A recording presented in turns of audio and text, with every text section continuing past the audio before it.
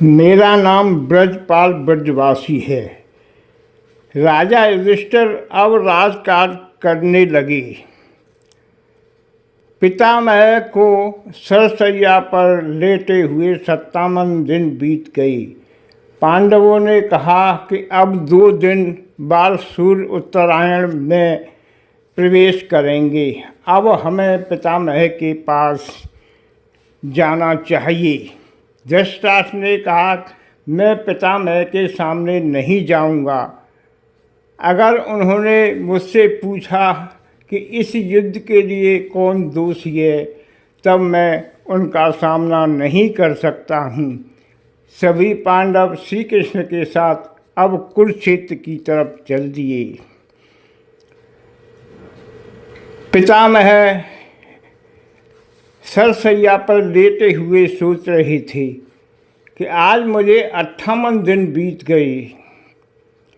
कल सुबह उत्तरायण का सूर्य उदय होगा। सूर्य की पहली किरण पृथ्वी पर पड़ते ही मैं इस नश्वर शरीर को छोड़ दूंगा। अब अपनी सोच में बीते जा रही थी कि अब कुछ ही घंटे शेष रह गए हैं।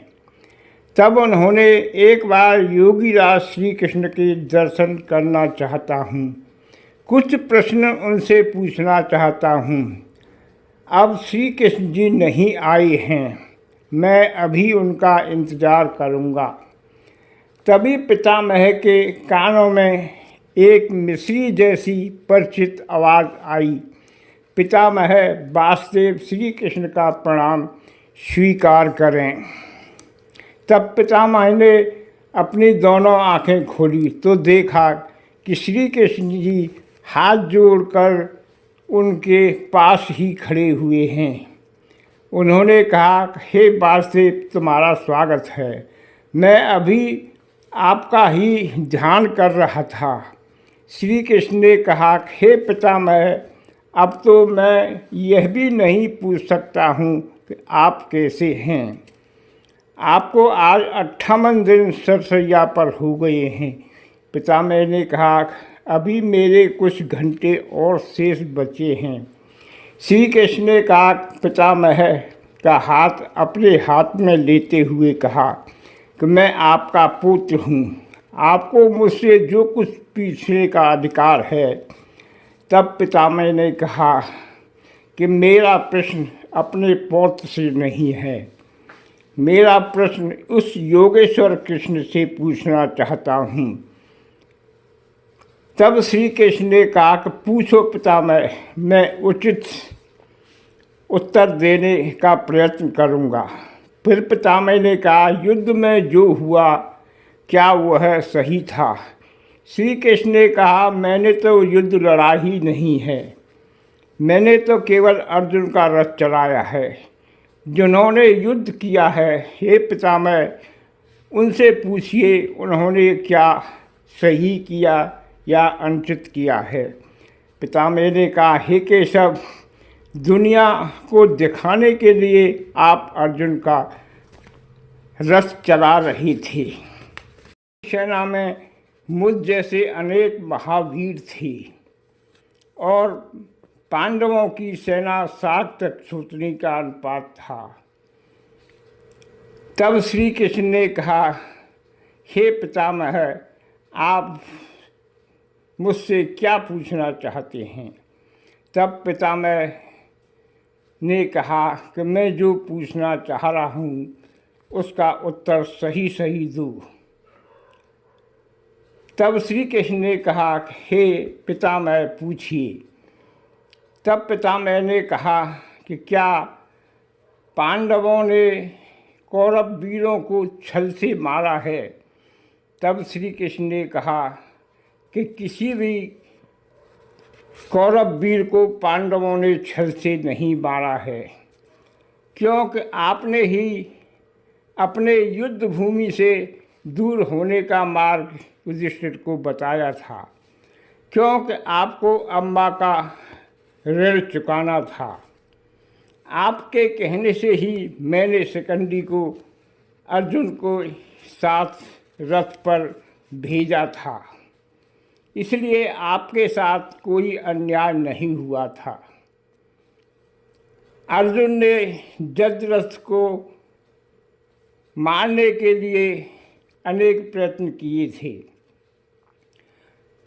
उसमें भी मेरा कोई हाथ नहीं था।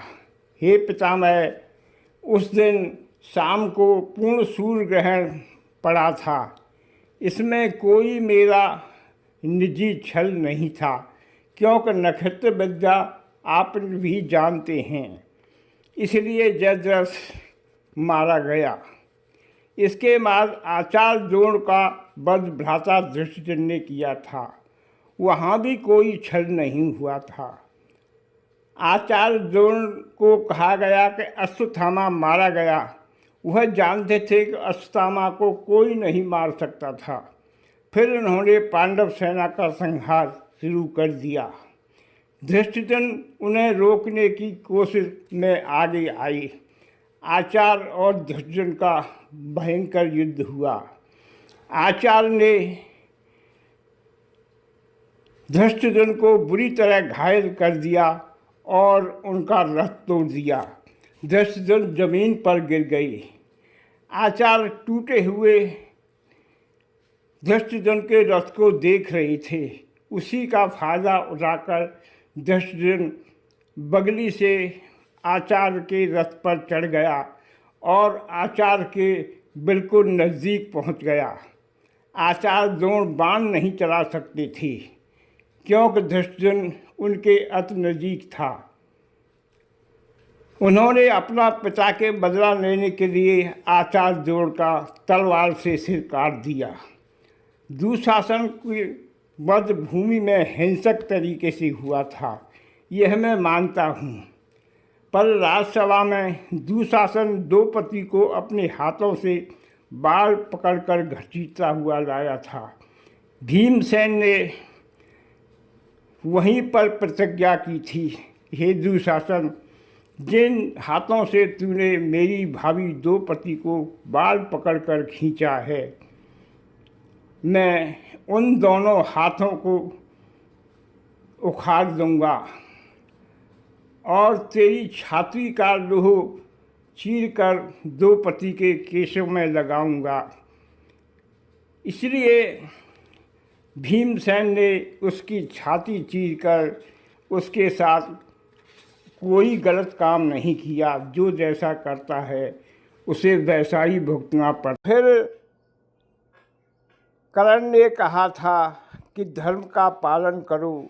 श्री कृष्ण ने उन्हें समझा दिया था कि हे कर्ण, तूने पूरी जिंदगी धर्म का पालन नहीं किया है, अंत समय पर धर्म का पालन करने के लिए कह रही हो। तब दोबारा रथ पर कर्ण चढ़ गया और अपने ब्रह्मास्त्र का प्रयोग करके श्री कृष्ण और अर्जुन दोनों को घायल कर दिया। वह अनेक ब्रह्मास्त्र चला रहा था। एक बार तो उसने श्री कृष्ण और अर्जुन दोनों को बेहोश कर दिया था, मगर कर्ण ने उन बेहोश हुओं पर बाण नहीं चलाया। फिर दोबारा रथ का पहिया कर्ण निकालने लगा। इसके बाद श्री कृष्ण और अर्जुन दोनों को होश आ गया। तब श्री कृष्ण ने कहा, हे पार्थ, ब्रह्मास्त्र का प्रयोग करो जो शंकर जी ने तुम्हें दिया था। जैसे ही अर्जुन ने ब्रह्मास्त्र प्रकट किया, उसे देखते ही कर्ण की होश उड़ गई, क्योंकि उस ब्रह्मास्त्र की पस्पशास्त्र की काट कर्ण पर नहीं थी। अब कर्ण रथ पर भी नहीं चढ़ सकता था, क्योंकि उसके पास उस अस्त्र की कोई काट नहीं थी। इसलिए कर्ण ने समझा कि अब मैं इस अस्त्र को रोक नहीं सकता हूँ, इसलिए अब प्रयत्न करने से कोई फायदा नहीं है, मेरा आखिरी समय आ गया है। इतना कहकर वह वहीं रथ के पास खड़े रहे। फिर श्री कृष्ण के कहने से अर्जुन ने पशुपशास को छोड़ दिया। इस प्रकार कर्ण का सिर कटकर जमीन पर गिर गया। कर्ण ने इसलिए कोई प्रयास नहीं किया कि उस पशुपशास की काट कर्ण के पास नहीं थी, इसलिए कर्ण के साथ कोई अन्याय नहीं हुआ था, न उसका वध गलत तरीके से हुआ था। दुर्योधन ने दुशासन से कहा था कि इस दासी को मेरी जांघों पर बिठाओ। तब उसके लिए भीमसेन ने कहा था कि तूने मेरी माँ समान भाभी को जंगा पर बिठाने के लिए कहा है। मैं प्रतिज्ञा करता हूँ, एक दिन मैं तेरी दोनों जंगाओं को तोड़ दूंगा। दुर्योधन अच्छी तरह जानता था, इसलिए उसने गदा युद्ध का अभ्यास किया, 13 साल तक किया था। क्योंकि गदा युद्ध में कमर से नीचे कोई वार नहीं किया जाता है। जब भीमसेन और दुर्योधन का युद्ध के लिए तैयार भी, इसीलिए दुर्योधन ने गदा युद्ध चुना था। वह जानता था कि गदा युद्ध में कमर से नीचे वार नहीं करते हैं। मगर श्री कृष्ण जी ने भीमसेन को याद दिला दिया था कि गदा मारकर उसकी दोनों जांघें तोड़ने की जो प्रतिज्ञा की है उसे पूर्ण कर लो। इसलिए पितामह दुर्योधन ने सारी उम्र पांडवों के साथ छल किया था। हे पितामह, इसलिए मैं कह सकता हूँ किसी भी कौरव वीर को पांडवों से छल से नहीं मारा है। तब पितामह ने कहा कि आप राम के अवतारी हो, आपने हमेशा मर्यादाओं का पालन किया था। अब आपने एक नई परंपरा को जन्म दे दिया है कि हर आदमी कोई न कोई गलत काम के लिए अनुचित मार्ग चुनेगा। तब श्री कृष्ण ने कहा था कि हे पितामह, हर युग में धर्म की परिभाषा बदल जाती है। राम के समय राम के दुश्मन भी राजनीति और धर्म का पालन करती थी। बाली को मारने के लिए जब श्री राम ने सुग्रीव को भेजा था, बाली की पत्नी ने तारा ने बाली को अनेक तरह समझाया था कि श्री राम से और कोई न कोई सुग्रीव गठबंधन हो चुका है, इसलिए आप युद्ध करने के लिए न जाएं। मगर बाली ने पत्नी की बात नहीं मानी। मगर जब बाली धराशायी हुआ तो वह अंगद और तारा का हाथ राम के हाथों देकर चला गया था। अब रावण भी महाज्ञानी था, मगर उसने अपनी बहन के कहने से सीता का अपहरण कर लिया था। उसके भाई विभीषण और कुंभकर्ण जैसे धर्मनीतिज्ञ थे। जब कुंभकर्ण को पता चला कि रावण सीता का हरण कर रहा है तो कुंभकर्ण ने रावण को बहुत फटकारा था। उसने कहा था, तूने महासती सीता का अपहरण किया है, तूने बहुत बड़ा पाप किया है। मैं तेरा भाई हूँ, इसीलिए युद्ध करने जाता हूँ, पर राम के हाथों अगर मेरा वध हो जाएगा तो मेरा जीवन सफल हो जाएगा। हे पितामह, मेरे हिस्से में द्वापर युग आया, जहाँ पर मेरे माता और पिता की शादी हो रही थी। तभी एक आकाशवाणी के कारण मेरे पिता और माता को मेरे मामा ने ही जेल में डाल दिया था। अभी मेरा जन्म होने में 25 साल का समय था। उससे पहले ही मेरे कंस मामा ने मेरे वध के लिए आदेश जारी कर दिया था। मैं संसार का ऐसा बालक हूँ जो कोई नहीं होगा, जिसके जन्म होने में अभी 25 साल हैं और उसी मृत्यु का फरमान उसी के मामा ने कर दिया होगा।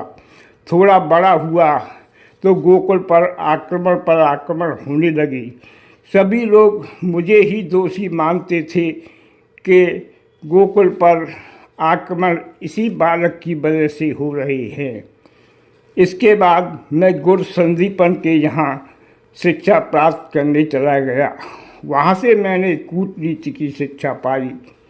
फिर हम जब लौटकर दोनों भाई गुरुकुल से मथुरा पर आए तो जरासंध ने हमारे ऊपर आक्रमण कर दिए। किसी तरह से हमने भी उनका निवारण किया। हे पितामह, हर युग में कोई न कोई ऐसा वीर होता है जो अनेक तरह से हमने अपनी रक्षा की है। हे पितामह, इसलिए हम हमेशा यही शिक्षा देते आए हैं कि इससे आगे और युग खराब आएगा तो इंसान को और भी कठोर बनना पड़ेगा। तब पितामह ने कहा, हे कृष्ण, मेरे मन में अनेक शंकाएं थी। अब आपने मेरी सभी शंकाएं दूर कर दी हैं। अब सूर्यास्त होने में कुछ ही मिनट बाकी बचे हैं। अब मैं इस नश्वर शरीर को छोड़कर इस संसार से चला जाऊंगा। अब मेरी कोई इच्छा बाकी नहीं है। उसी समय सूर्योदय हो गए। तब पितामह भीष्म ने अपने दोनों हाथ जोड़कर कहा कि हे सूर्यदेव, आपके निकलते ही अब मैं इस नश्वर शरीर को छोड़ रहा हूँ।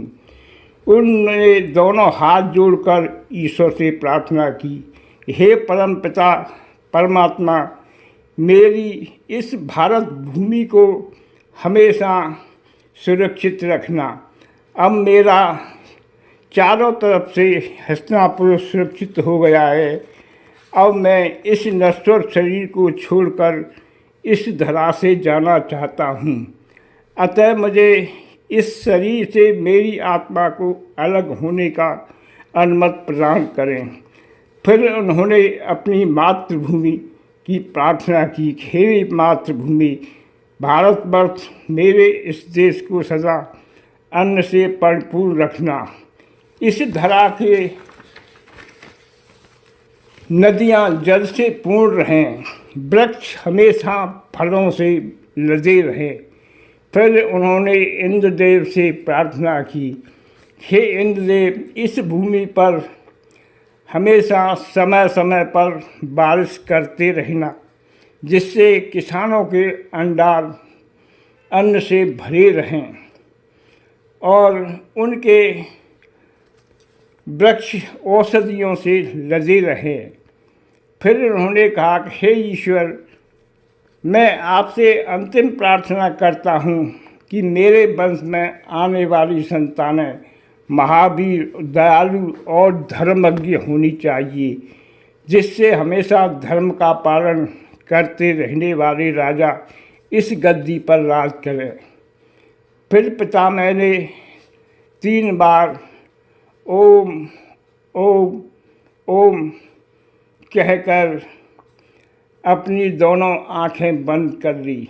अब उनकी आत्मा उनके शरीर को छोड़कर परमात्मा में विलीन होने चली गई। अब अर्जुन और सभी पांडव फूट फूट कर रोने लगे। श्री कृष्ण ने सभी को हिम्मत बढ़ाई कि एक दिन सभी को इस संसार को छोड़कर जाना होता है। फिर उन्होंने पितामह की अंत्येष्टि की तैयारी शुरू कर दी। चंदन की लकड़ियों से पितामह की चिता सजाई गई। अनेक जड़ी बूटियों, वन सामग्री और गाय के घी से पितामह का पार्थिव शरीर अग्नि के हवाले कर दिया। श्री कृष्ण ने कहा, आज इस धरा से एक महान आत्मा संसार से चली गई।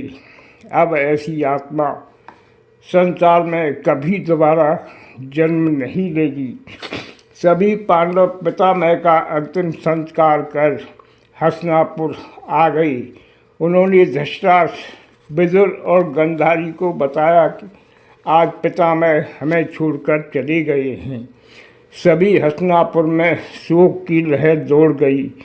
श्री कृष्ण ने कहा, हे भ्राताश्री, अब मुझे द्वारका जाने की आज्ञा दीजिए।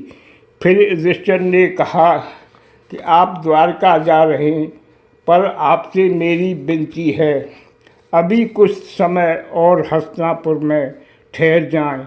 अभी बहुत कुछ कार्य करने बाकी हैं। फिर श्री कृष्ण ने कहा, बड़े भ्राता दाऊ कहते हैं कि वह बहुत मुझसे नाराज हैं, क्योंकि भ्राता भीम ने उन्हीं के सामने दुर्योधन की जंगा तोड़ दी थी। और मैं जानता हूँ किस प्रकार से मुझे उनसे प्रार्थना करनी पड़ेगी, तब उनका क्रोध दूर होगा। तब मुझे अभी कुछ दिन और रुकना स्वीकार है। इसके बाद श्री कृष्ण और आगे की रणनीति बनाने के लिए युधिष्ठिर के पास आई। आज संसार से पितामह की आत्मा चली गई। यह प्रसंग अगर सबको पसंद आए तो वीडियो को लाइक करें, कमेंट करें और चैनल को सब्सक्राइब करें। नमस्ते जी।